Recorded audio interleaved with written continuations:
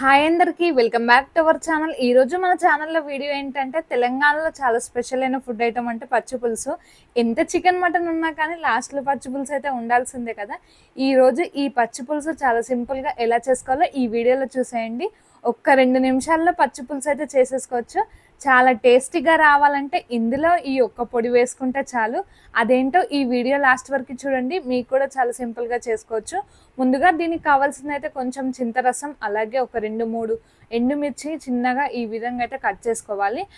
అలాగే కొంచెం కరివేపాకు అయితే రెడీ చేసుకోవాలి. ఎందుకంటే ఈ పోపు వేసేటప్పుడు ఇందులో మెయిన్గా కరివేపాకు వేసుకుంటే టేస్ట్ అనేది చాలా బాగుంటుంది.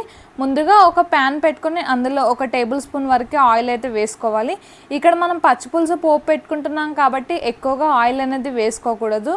అలాగే కొన్ని మిరపకాయవి దినుసులు అయితే వేసుకోవాలి. ఇవన్నీ మీకు తెలిసిందే, పోపులో వేసుకుంటే టేస్ట్ అనేది చాలా బాగుంటుంది.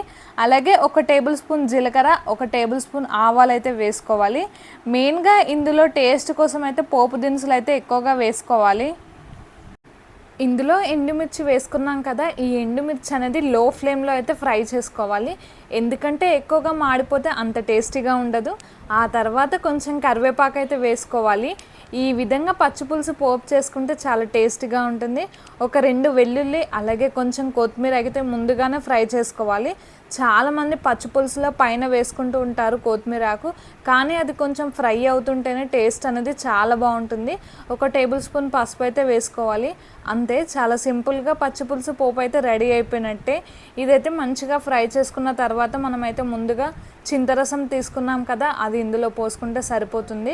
చాలా సింపుల్గా పచ్చిపులుసు అయితే చేసుకోవచ్చు. లాస్ట్లో ఒక పొడి వేసుకుంటే చాలు, టేస్ట్ అనేది చాలా బాగుంటుందని మీ అందరికైతే చెప్పాను కదా, అదేంటో ఇప్పుడైతే నేనైతే చెప్తున్నాను. అలాగే ఒక ఉల్లిగడ్డ అయితే కట్ చేసుకోవాలి. మెయిన్గా పచ్చిపులుసులో వేయాల్సింది ఆనియన్సే కాబట్టి లాస్ట్లో అయితే వేసుకోవాలి. చాలామంది అయితే ఫ్రై చేసి వేసుకుంటారు, కానీ ఇలా లాస్ట్లో వేసుకుంటే టేస్ట్ అనేది చాలా బాగుంటుంది.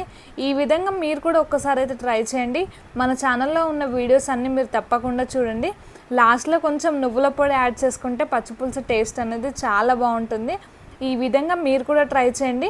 చాలామంది అయితే నువ్వుల పొడి అయితే వేసుకోరు, కానీ ఈ విధంగా ఒక్కసారి అయితే ట్రై చేయండి. అలాగే మీ టేస్ట్కి సరిపడా ఉప్పు అయితే వేసుకోండి. ఇందులో దొడ్డుప్పు వేసుకున్నారేంటి మీరు అని అనుకోవచ్చు, దొడ్డుప్పు కూడా తొందరనే కరిగిపోతూ ఉంటుంది. మనం ఇక్కడ చారు చేసుకున్నాం కాబట్టి దొడ్డుప్పు అయితే వేసుకుంటే కొంచెం టేస్ట్ అనేది ఎక్కువగా ఉంటుంది. ఈ విధంగా మీరు కూడా ట్రై చేయండి. మన ఛానల్ని కొత్తగా చూస్తున్న వాళ్ళు వెంటనే సబ్స్క్రైబ్ చేసుకోండి.